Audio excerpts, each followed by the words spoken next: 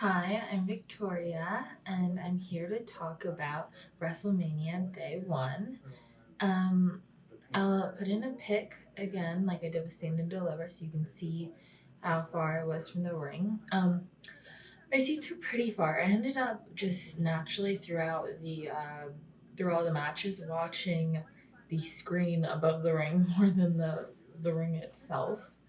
Because it's very hard to tell. Everyone was so tiny.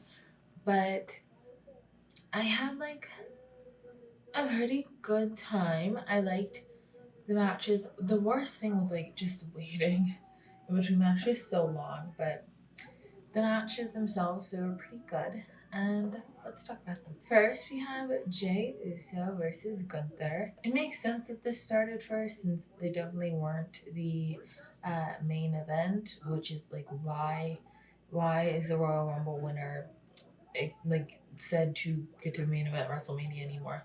They don't because they just go so hard in the fucking storylines.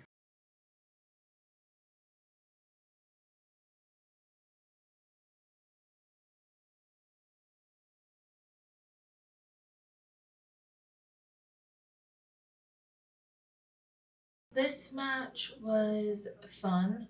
You know what I was shocked about? Like I feel like this is maybe just because we're sitting, so high up. But like it did not seem like a lot of people were eating. Maybe it's differently from the footage and the scene, but like from looking at, it, I was like, it does not feel like people are eating like it's crazy. Like I don't know. On TV, it just always seems like larger than life, exceptional. Everybody's eating, but I don't know. No, I was rooting for Gunther. Um, I did like how Jay won though, making Gunther tap with his own maneuver, his own submission. So I really liked that. Next was Jade, Cargill, and Naomi. I was very excited for this match, and I was hoping Naomi would win, but I knew like it made sense that Jade would storyline wise. I'm sorry, I'm just having such trouble talking about like I don't know what to say fucking about it. Like I was just watching on this big screen, like I don't know.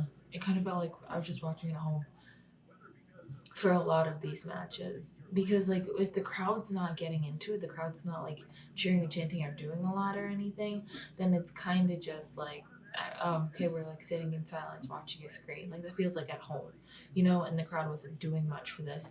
Let's just run through. The crowd wasn't doing a lot for the War Raiders versus the New Day either. um I was hoping the New Day won, and I'm glad that they did, but yeah, no one seemed to care. Matches that, yeah, I just don't feel like people care about the tag team title match or the feud between Naomi and Jade. Everyone was pretty entertained with El Grande Americano versus Ray Phoenix, though. Um, I got that wrong in my thing. I said it was Rey Mysterio, my prediction video, my bad.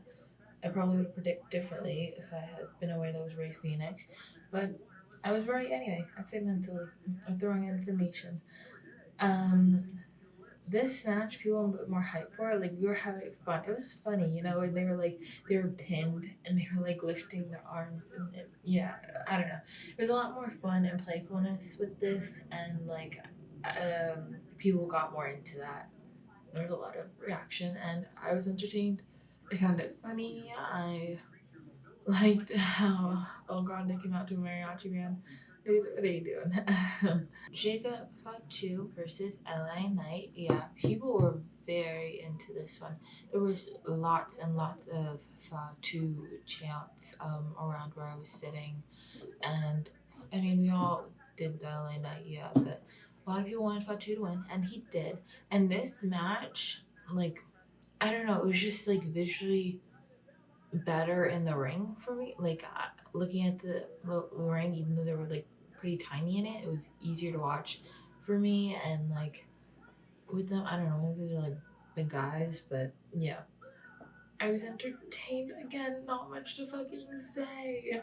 I'm shocked that Jacob won. It kind of feels very, very fast tracky, but like they really believe in him. A lot of people believe in him. The chance where I was staying by or anything to go by. Okay, Tiffany Stratton versus Charlotte Flair. I was thinking this, and the people around me, someone said it. Like I had to watch the screen with this one because they're just blonde hair. They're wearing similar colors, which is very very annoying. I get they're probably some kind of like, oh, she's trying to take her place or whatever the fuck. But I was just like, ooh, I can't. It's just so hard to fucking tell like what's happening. It was very very hard to tell what was happening from where I was sitting, so I had to watch the screens. Um, Entertaining. I liked it. I liked the entrance. Tiffany's gear looked like the gear that she wore in for the Money in the Bank, just in pink instead of green. But then I'm like, damn, if you're gonna wear such similar gear, like you should just wear the green, at least so I could tell you the fuck apart. Like it's a bit annoying. Oh, I loved everyone was booing for Charlotte. Like the crowd was very engaged with the boos. So um, I'm not so sure if it's like heel heat or like just go away heat. Like, but it's working, so I don't know. Go with it, I guess. Okay, and the final match, guys. This match happened so like not late, I guess. It started maybe around 7 or something. But at that point, I had been awake for 16 hours. I was falling asleep during this match. I was literally falling asleep, like kept nodding off, like GTS unnecessary, because I got the sleeping covered. Like I woke up, like I kept going in and out, but I was able to like before I was able to like grow like lock in and focus and like I was like, stay awake. When like before the betrayals happened and everything like that, I was so mad.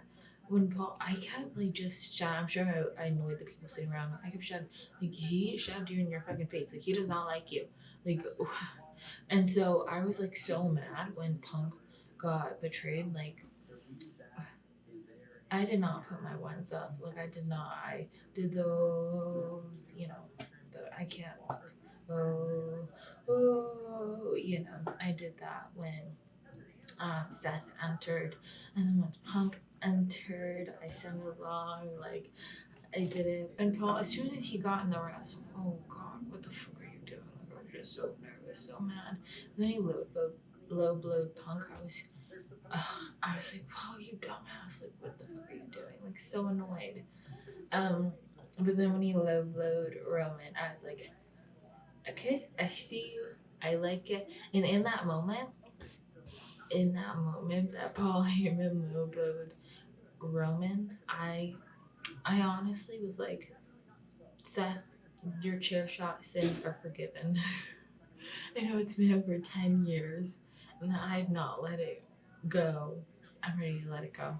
I am so excited to see what Seth Rollins and Paul Heyman do together and what they can. Oh, I'm so excited. See, I'm more excited to see the aftermath of this WrestleMania match than the match itself. Can I say that for yeah, for most of these, I'm more excited to see the aftermath than the match itself. Like I'm like these should have been the pre-mania matches, and then give me, you know, give me the New Day going at someone. The excitement I had for the matches going in was not high for a lot of them. Leaving it, I'm a lot more excited. So I don't know. That's probably the goal. So whatever, it did what it was supposed to. Yeah. Anyway, that's it. Those are my thoughts. I did not have a lot of thoughts about this. I hope I'm not to say that anything was bad or anything. I just hope that for day two, that I'm way more engaged. I was just not very engaged with a lot of the matches and the outcome and everything like that. I know it's partially on me a lot, and also probably because, well, like I was so tired, like I was falling asleep through the main event. Oh, back to that. Stop saying the person who wins the Royal Rumble gets to main event WrestleMania. Because no, the fuck they don't. No, they don't. Unless they challenge the right person or blah blah blah, they're not main eventing. Like, I think that just needs to be cut. Like, anyways, that's all. Bye.